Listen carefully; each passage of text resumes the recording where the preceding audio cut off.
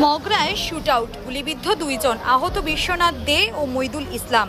দুজনকে চুঁচুড়া ইমামবাড়া হাসপাতালে নিয়ে যাওয়া হয়। বিশ্বনাথের অবস্থা আশঙ্কাজনক হওয়ায় তাকে কলকাতার বেসরকারি হাসপাতালে নিয়ে যাওয়া হয়। পুলিশ সূত্রে জানা গেছে, মগরা থানার নাকসা মোড়ের কাছে গতকাল রাত 1:30টা নাগাদ দুজন বাইক নিয়ে মগরার দিকে যাচ্ছিল। পিছন থেকে একটি 4 চাকা গাড়ি তাদের ফলো করে আসে। নাকসা মোড় ছাড়িয়ে যেতে কাছ থেকেই গুলি করে। কয়েক রাউন্ড গুলি চালানো হয়। মইদুলের থাইয়ে গুলি লাগে, বিশ্বনাথের হাতেও ও পেটে গুলি লাগে। পুলিশ তাদের উদ্ধার করে হাসপাতালে নিয়ে যায়। ঘটনায় একটি মামলা রুজু করে তদন্তে নেমেছে পুলিশ।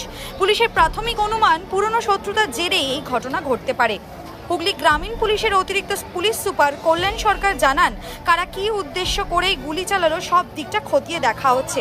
বিশ্বনাথের মা সবিতা দে জানান, তার ছেলে মাটির কারবার করে, তৃণমূলের মিটিং মিছিলে যায়। তবে বেশ কয়েক বছর আগে বৌমা নাতনিকে নিয়ে আলাদা সংসারে থাকে নিচের ঘরে, মা উপরতলায় থাকেন।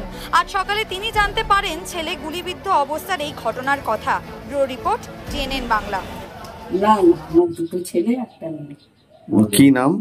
বুবাই বড় না, দুবাই ছোট। বড় ছেলে বাইরে থাকে, আচ্ছা, বোম্বেতে।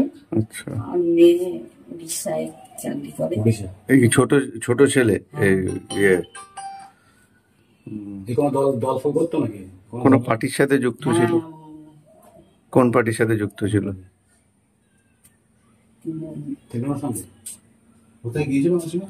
আমি সব বলতে পারবো না কোথায়। কখন বেরিয়েছিল? বেরিয়েছিল সকালের দিকে মনে হয়, আমি ঠিক জানি না। আমি সকালবেলা শুনলাম সকালের দিকে বেরিয়েছে।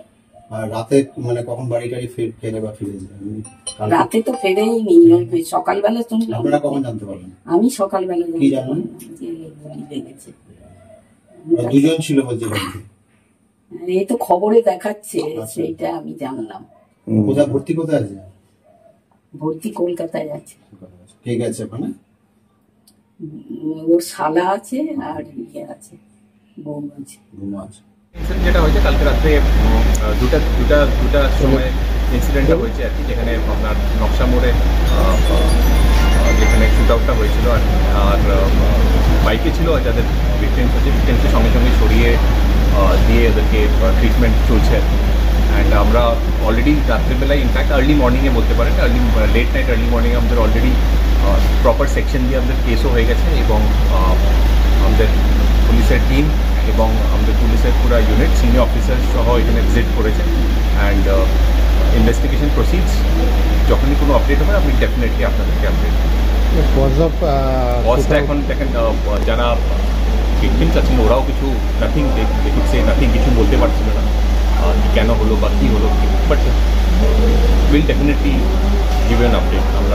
আমরা ওটাতে লেগে আছি, অ্যান্ড ডেফিনেটলি আপনাদেরকে আপডেট দিবই। ঠিক আছে।